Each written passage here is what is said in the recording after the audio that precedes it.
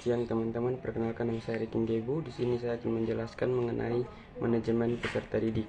Nah, yang pertama pengertian manajemen peserta didik. Manajemen adalah suatu rangkaian tindakan yang dengan maksud untuk mencapai hubungan kerjasama yang rasional dalam suatu sistem administrasi.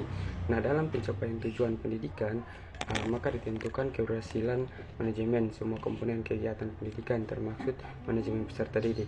Nah, teman-teman, manajemen peserta didik atau manajemen kesiswaan merupakan proses pengurusan segala hal yang berkaitan dengan peserta didik.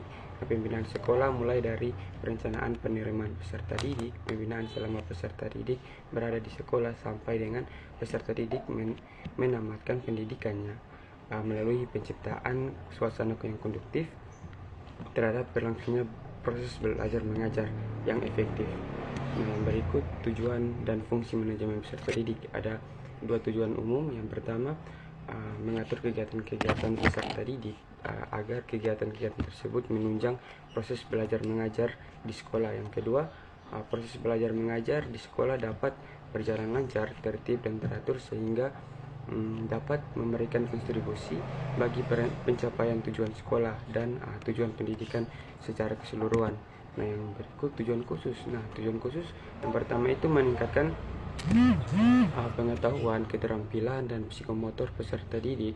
Yang kedua menyalurkan dan mengembangkan kemampuan umum. Yang ketiga, menyalurkan aspirasi, harapan dan memenuhi kebutuhan peserta didik. Yang keempat, dengan terpenuhnya 1, 2, 3 diharapkan peserta didik dapat mencapai kebahagiaan dan kesejahteraan hidup yang lebih lanjut dan dapat belajar dengan baik dan tercapai cita-cita mereka.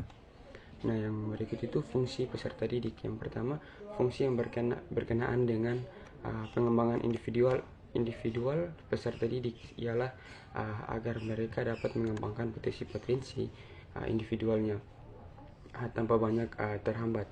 Nah, yang kedua itu fungsi yang berkenaan dengan pengembangan fungsi sosial peserta didik ialah agar peserta didik dapat mengadakan sosialisasi dengan sebayanya dengan orang tua dan keluarganya.